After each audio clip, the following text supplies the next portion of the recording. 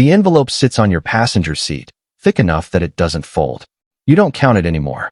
You stopped counting around the third month, when the numbers stopped feeling like money and started feeling like air, just something you needed to breathe.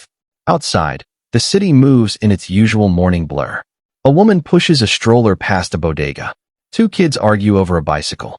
You sip your coffee and watch them the way a landlord watches tenants.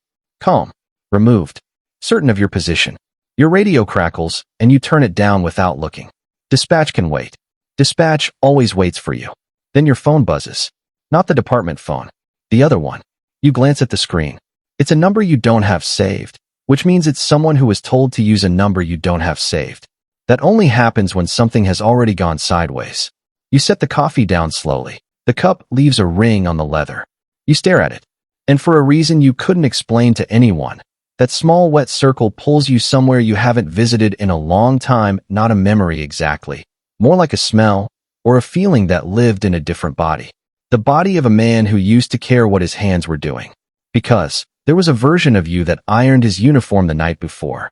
You did it standing in a studio apartment in Riverside, the iron hissing steam while the 11 o'clock news ran in the background.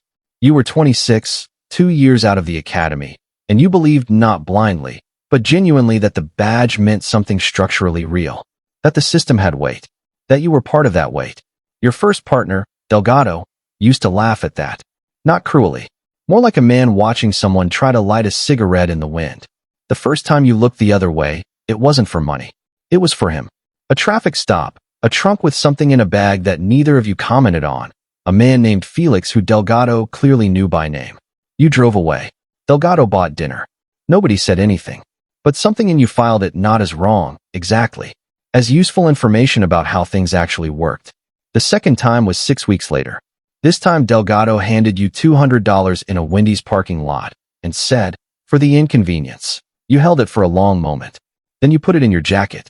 That was the transaction that mattered. Not because of the money, but because of what you told yourself afterward. This city doesn't reward the ones who bleed for it. And once you said that, once you let yourself say it and believe it, the rest was just negotiation. The warehouse near the port smells like diesel and standing water. You're supposed to be running a late patrol in the industrial corridor, and technically you are.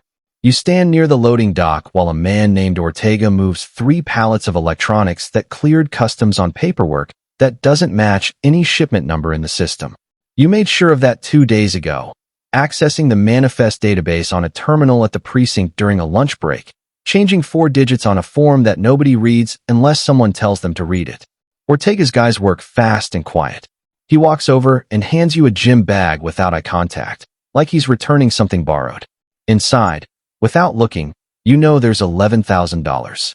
You know because that was the number agreed on, and Ortega is meticulous in the way that men who've lost everything once tend to be.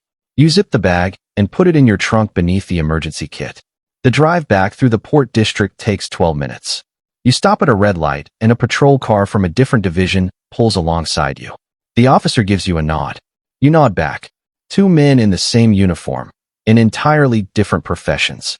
3 months later, the situation with Marcus Teal is different.